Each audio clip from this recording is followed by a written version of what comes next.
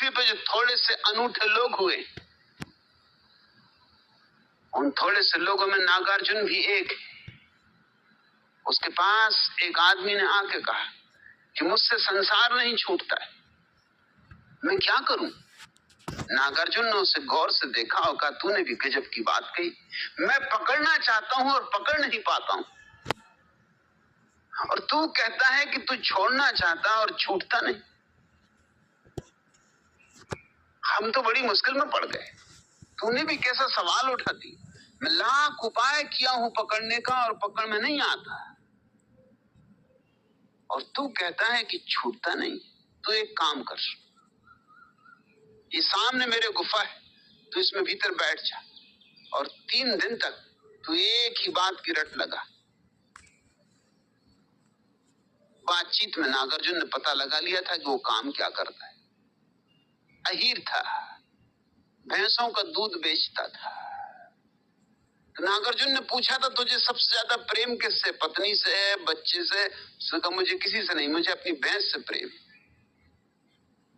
तो नागार्जुन ने कहा, तू एक काम कर, इस सामने की गुफा में अंदर चला जा, भीतर बैठ जा, 3 दिन तक खाना पीना बंद, बस एक ही बात सोच कि मैं भैंस हूं, मैं भैंस हूं। उसने कहा, इससे क्या होगा? 3 दिन के बाद तय करेंगे। 3 दिन में तेरा कुछ बिगड़ा नहीं जा रहा है, जिंदगी यूं ही चली गई, 3 दिन और समझना मुझे दे दी। सीधा साधा आदमी था, चला गया गुफा में, और सच में ही भैंस से उसे प्रेम था। वही उसकी जिंदगी थी, वही उसका संसार, वही उसकी धन दौलत, वही उसकी प्रतिष्ठा। यूं भी भैंस से बिछड़ गया था तो बड़ी तकलीफ हो रही थी। इस बात से बहुत राहत भी मिली कि मैं भैंस हूं। दोहराता रहा 3 दिन सतत दोहराया, सीधा भोला भाला आदमी। 3 दिन बाद नागार्जुन उसके द्वार पर गया और कहा कि बाहर आ। उसने निकलने की कोशिश की, लेकिन निकल ना सका।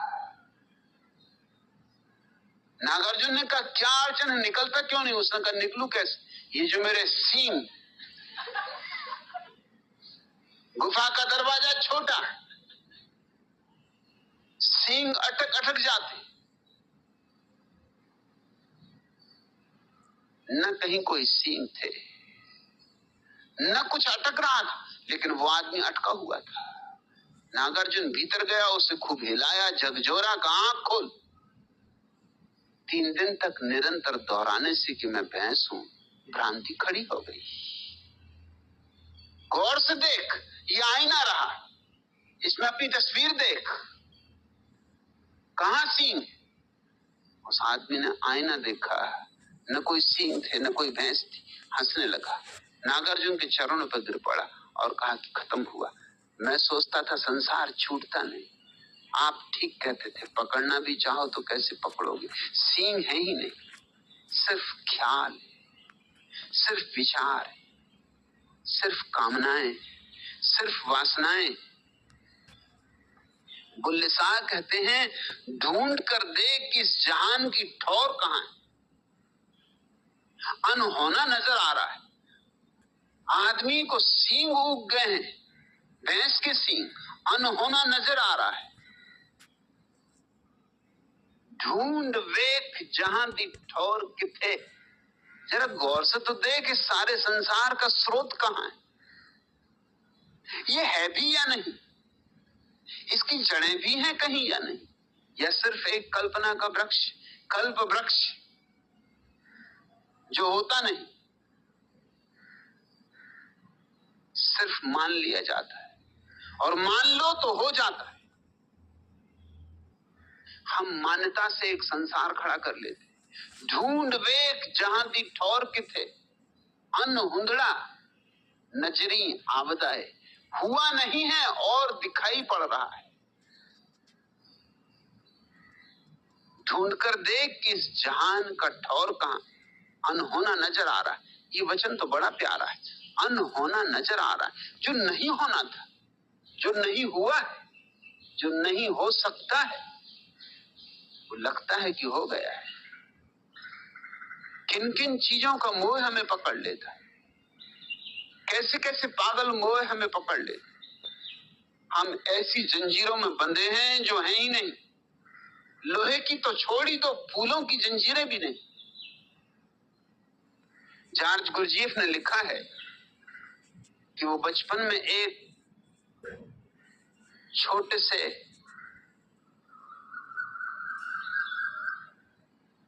खानाबदोशों के कबीलों में रहा। उस खानाबदोश कबीले की औरतें एक तरकीब जानती थी, क्योंकि खानाबदोश कबीले जैसे हमारे यहाँ बलूची आते थे, पाकिस्तान बन गया तो बलूची आने बंद हो गए, उनके आने से एक रौनक चली गई। वो नहीं आते हैं तो कुछ कमी हो गई। बलूची आवारागर्द थे, घुमक्कड़ थे, उनकी औरतें मजबूत थी। घुमक्कड़ होना हो तो औरतों को मजबूत होना ही पड़े। औरतें कमजोर हो गई घरवाली होकर,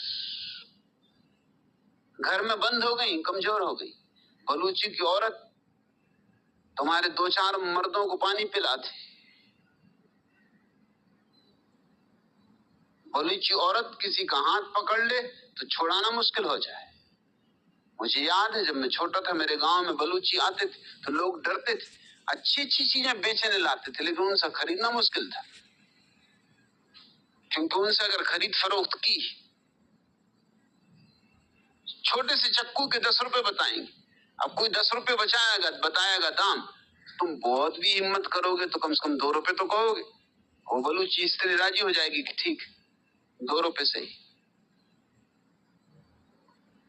हाथ पकड़ लेगी, हाथ छुड़ाना मुश्किल हो जाएगा, भीड़ इकट्ठी कर लेगी, 2 रुपए निकलवा कर रख लेगी।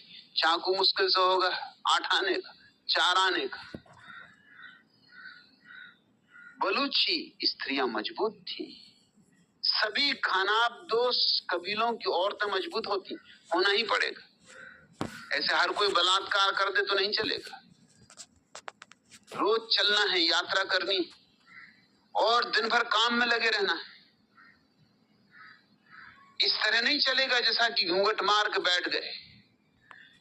गुरजीफ ने लिखा है, मैं एक कबीले में रहा जो खानाबदोश था। खानाबदोश बड़ा प्यारा शब्द है। खानाबदोश का अर्थ होता है जिसका मकान अपने कंधे पर।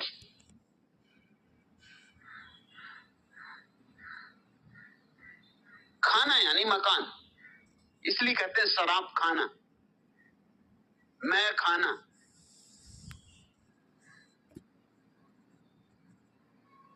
दवा खाना, खाना यानी मकान। और बदोश, दोष का अर्थ होता है कंधा। खाना बदोश का अर्थ होता है जिसका मकान अपने कंधे पर, जो हमेशा चल रहा है, जो चलता ही रहता है, जो रुकता ही नहीं, जो कहीं मजबूत मकान नहीं बनाता, तंबू बांधता है।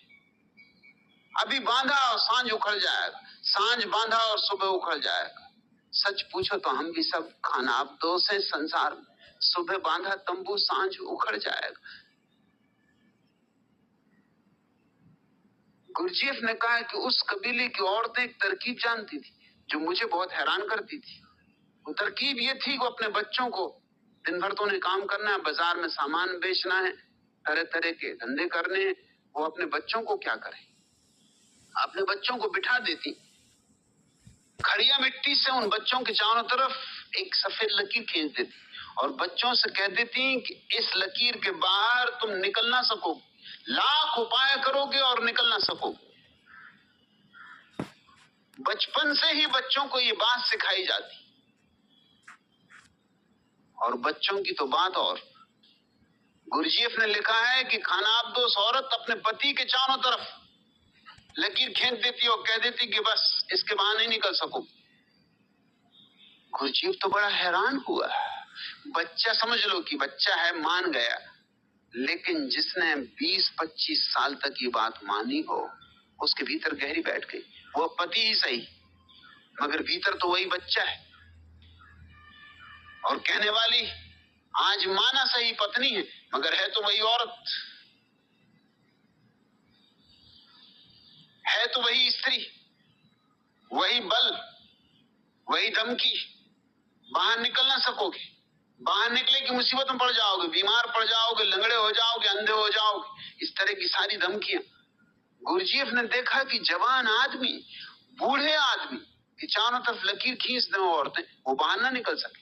निकलने की कोशिश करें तो यूं हो जैसे कि कोई अदृश्य दीवार, कांच की कोई पारदर्शी दीवार उन्हें रोक लेती, बस वो लकीर तक आए, हाथ से टटोलें जैसे कोई चीज रोक रही और वापस लौट जाए।